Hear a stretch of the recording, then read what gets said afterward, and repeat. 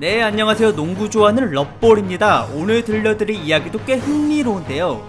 세상에는 다양한 구기 종목 스포츠 게임들이 존재하며 여기 나오는 캐릭터들은 모두 실제 선수들을 기반으로 만들어졌습니다. 그렇기 때문에 이들은 현실에서의 기량과 명성, 그리고 잠재력에 따라 각자 게임에서의 능력치가 다를 수밖에 없는데, 그래서 매년 신작이 나올 때마다 선수들은 새로 출시된 자신의 캐릭터를 바라보며 의기소침해하거나 더 잘해야 되겠다는 자극을 받곤 합니다. 그런 의미로 오늘은 게임 속 자신의 능력치를 떡상시키기 위해 밑바닥부터 죽어라 노력했던 한 NBA 선수를 소개해볼까 하는데요.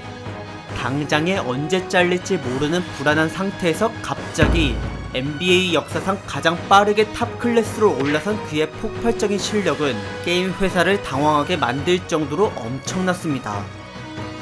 하루하루를 근근히 이어가던 성냥팔이 소녀에서 하루아침에 신데렐라가 된 이 주인공의 이름은 하산 화이트사이드. 대체 어떤 사건이 벌어졌길래 그가 이렇게까지 대성할 수 있었는지 지금 한번 알아보도록 하겠습니다.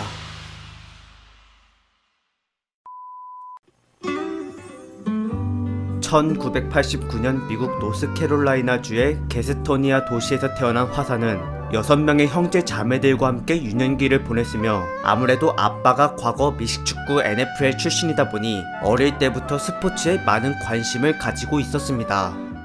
그 중에서도 농구를 가장 좋아했는데 이미 5살부터 그는 매일 집 앞마당에서 친형과 1대1을 즐겨했고, 더 나아가 자기보다 나이 많은 형의 친구들과도 수없이 대결을 하다 보니 저절로 실력과 담력을 갖추게 되었습니다. 그러면서 자연스레 NBA를 목표로 삼은 초등학생 시절의 화사는 시간이 흘러 고등학생이 됐을 때 매년 20cm씩 키가 크는 행운까지 받으면서 어느덧 팀 내 최고의 센터로 군림하였는데요. 고3 때 평균 18득점, 10리바운드, 5.5 블락의 기록들을 세우며 골밑에서 눈부신 활약을 선보였던 그는 2년 뒤 자신의 인지도를 더 높이기 위해 농구 전문 프로그램을 운영하며 학생의 대학 진학을 준비시켜주는 특별한 프랩스쿨로 들어갔습니다. 사실 그는 이미 고등학교 4년 과정을 다 마쳤었지만 그동안 옮겨 다녔던 학교만 5개나 되고 이들 모두 농구에서 전혀 유명하지가 않았기에 화사는 대학 스카우터들의 눈도장이 절실히 필요했고, 그래서 그는 이 농구 위주의 프랩스쿨에서 1년만 더 학생 신분을 유지하기로 한 것입니다. 그리고 계획대로 그는 매우 만족스러운 결과를 거두었는데, 당시 2m 11cm의 큰 키로 노스캐롤라이나주의 상대팀들을 압살하고 다녔던 화사는 그대로 34승 2패를 기록하며 전국에서 87등의 높은 순위로 평가를 받게 되었고, 곧이어 자신을 센터로서 적극적으로 발전시켜줄 마샬 대학교에 진학하였습니다. 그러자마자 그는 여기서 미국을 들썩이게 할 만한 최고의 수비력을 펼쳤고, 무지막지한 탄력으로 상대의 공격을 차단시켜버렸던 블락을 한 경기에 9개, 10개, 11개씩 찍으면서 어떤 위치에서든 완벽하게 골대를 지켜냈습니다. 끝내 화사는 시즌 내내 총 182개의 블락을 해냈고, 이때 평균 개수는 5.4개이며 심지어 성공률은 18.8%나 됐는데요. 놀랍게도 그의 이 3가지 항목은 모두 전체 대학 랭킹 1위였습니다. 그뿐만이 아니라 리바운드와 덩크, 그리고 간결한 슈터치 감각으로 미드슛까지 쏘아 올리며 다재다능함을 자랑했던 화사는 곧바로 잠재력에서 10점 만점에 10점을 받게 되었고, 거기에 2010 NBA 드래프트 예상 순위까지 10등으로 평가받아 자신감이 넘쳐 흘렀던 그는 1학년만 끝내고 뛰어드는 드래프트에서 놀랍게도 33위로 밀려났습니다.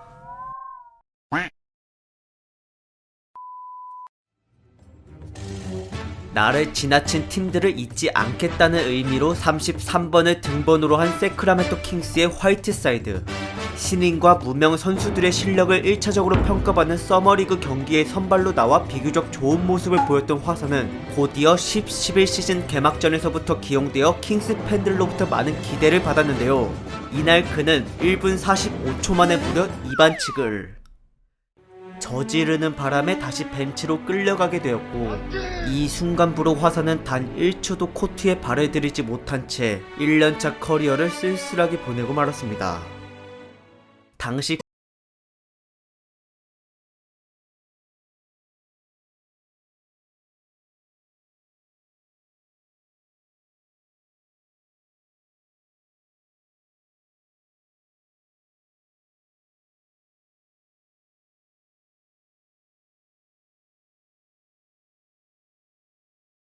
량은 전혀 성장하지 않은 상태였고 결국 그는 시즌이 끝나자마자 매몰차게 방출당했습니다.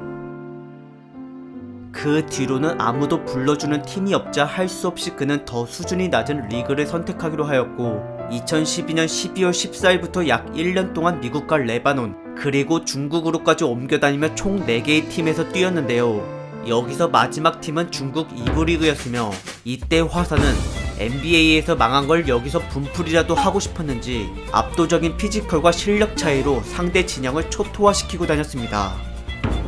첫 경기부터 28득점과 21리바운드로 신고식을 거하게 치른 그는 이대로 쭉쭉 밀고 나가 단 한 번도 패배하지 않고 평균 25.7득점에 16.6리바운드 그리고 5.1개의 블락을 찍어댔으며 마지막에는 리그 우승 트로피와 결승전 MVP를 거머쥔 뒤 수비왕과 센터왕까지 차지해냈습니다.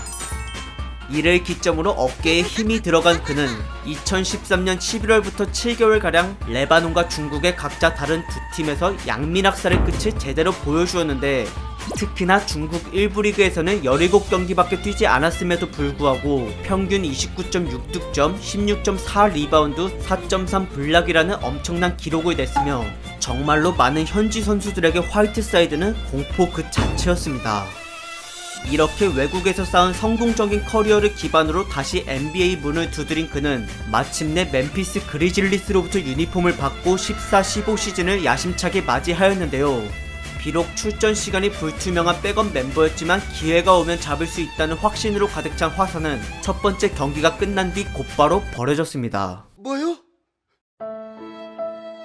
그러고 나서 마이애미 히트라는 팀에게도 백업용으로 영입된 그는 또 벤치만 주로 지키다가 20일도 채 안 돼서 과거 세크라멘토 킹스 시절처럼 밑에 G리그로 보내졌습니다.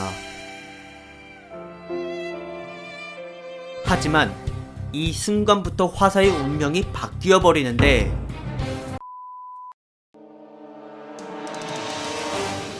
자신의 가치가 강등당하는 일이 또 되풀이되었지만 여기서 방출 엔딩을 맞이하고 싶지 않았던 화사는 어떻게든 살아나고자 G리그 첫 경기를 죽어라 뛰었고 그 결과 21득점 11리바운드 4블락의 수준 높은 기록을 달성해냈습니다.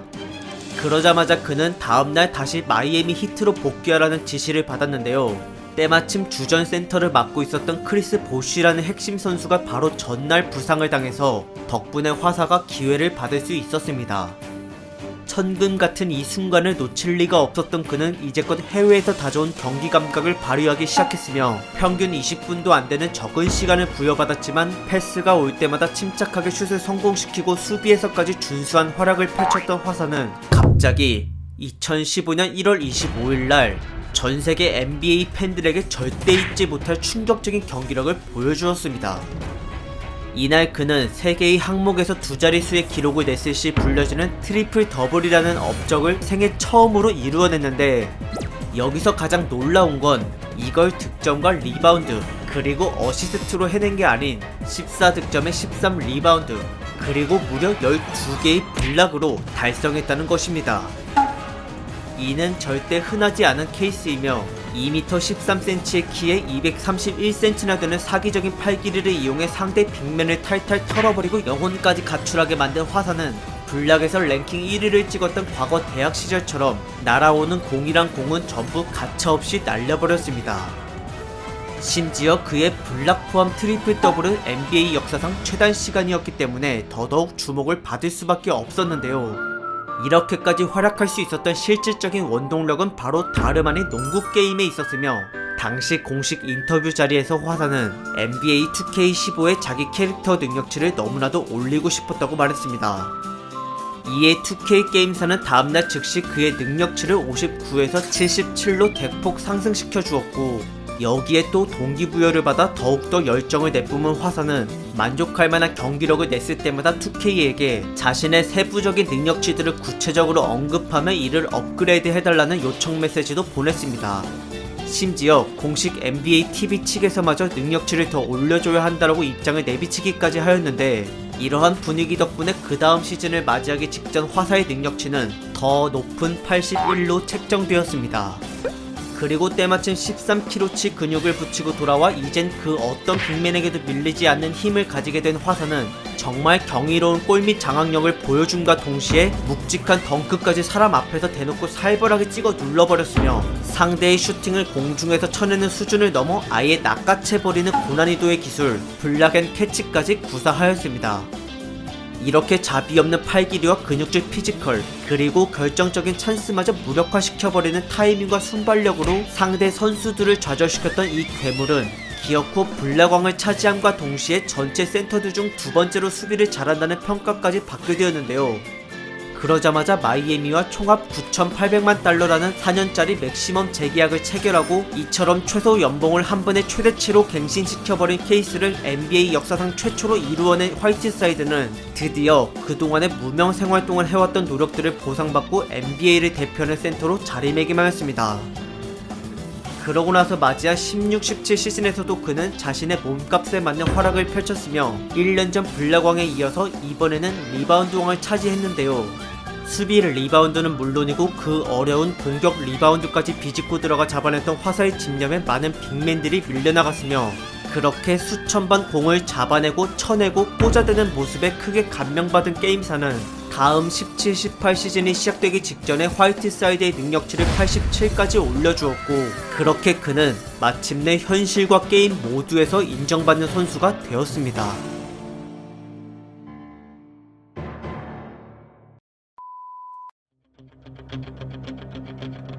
NBA 역사상 가장 빠른 성장세를 이루어낸 하산 화이트사이드. 하지만 웬만큼의 높은 반열에 들어서자 그에게 나타난 현상은 바로 오만과 욕심이었습니다. 리바운드 왕을 달성한 이후인 17-18 시즌부터는 기록들이 전부 떨어지기 시작했는데 그 중에서도 가장 심각한 건 스타팅 멤버임에도 불구하고 벤치 선수랑 다름이 없었던 출전 시간이었습니다. 그 이유는 초창기 때부터 고쳐지지 않은 골 욕심 때문이었으며 그는 센터의 필수 덕목인 스크린 몸빵을 확실하게 해주기보단 그저 엉성하게 대충 서있다가 자꾸만 이른 타이밍에 골밑으로 들어가 공 달라고 아우성을 쳤습니다. 그렇다고 해서 원하는 대로 패스 주면 화사는 그 공을 절대 다른 사람에게 패스하지 않았는데요. 이제껏 평균 어시스트 개수가 하나를 넘지 못할 정도로 그는 심각한 패스 고자이자 욕심쟁이였으며 심지어 골밑에서의 공격 기술이 거의 없다 보니 단순히 몸으로 비비다가 훅샷을 던지거나 팀원들이 상대를 돌파해서 뚫은 뒤 주는 패스로 득점을 하는 식의 받아먹기 등 그저 기본적인 것밖에 할 수 있는 게 없었습니다. 게다가 아무리 슈터치 감각이 좋고 장거리 슈팅이 가능하다곤 하나 그것에 대한 성공률이 전혀 믿음직스럽지 못하다 보니 점점 팀플레이에 어울리지 않는 자기 중심적인 선수로 이미지가 굳어지게 되면서 결국 출전 시간 감소를 초래하였고 더군다나 과거부터 지적받아왔던 불만 가득한 성격까지 여전했기에 그는 더욱더 팀의 전술에 맞지 않는 계륵 같은 선수로 전락하였습니다. 물론 중간에 무릎 부상을 당해서 기량이 잠시 떨어지긴 했지만 그것과는 별개로 자신의 단점을 고치려 하는 의지가 없고 투지도 많이 실종된 상태이다 보니 경기 도중에 포기한 듯한 플레이를 자주 보였으며 그러면서 되려 출전 시간 부족하다고 툴툴거리거나 자신에게 3점 슛을 못 쏘게 지시한 감독에 대해 간접적으로 불만을 토로하기도 했는데요. 그래놓고 막상 18-19 시즌에 16번 기회를 받은 3점을 2개밖에 성공시키지 못했고 미들슛마저 32.1%라는 실망스러운 기록을 세우고 말았습니다. 게다가 팀이 대패 중일 때 멋대로 라커룸으로 들어가서 퇴근 준비를 하는 돌발 행동까지 보이자 여기에 분노한 마이애미는 끝내 화사를 트레이드 시켜버렸습니다. 포틀랜드 트레일 블레이저스의 유니폼을 입고 19-20 시즌을 보내게 된 화이트사이드.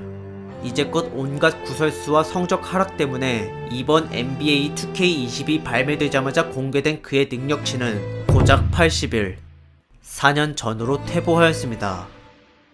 하지만 이 수치는 현실에서의 경기력에 따라 실시간으로 변동한다는 점, 바로 여기에 다시 동기부여를 가져서 능력치를 올리고 싶었는지 새로운 마음가짐으로 경기에 나선 화사는 2019년 11월 29일에 블락 10개를 기록하는 놀라운 수비력을 보여주었고 이를 기점으로 서서히 폼이 올라오기 시작하더니 그 이후의 경기부터는 마이애미 전성기 시절 못지않은 최고의 활약을 보여주고 있는데요. 현재 리바운드는 평균 14.1개로 전체 선수들 중에서 세 번째로 높으며 심지어 경기당 3.1개나 찍어대고 있는 그의 전매특허 블락은 무려 1등을 달리고 있습니다.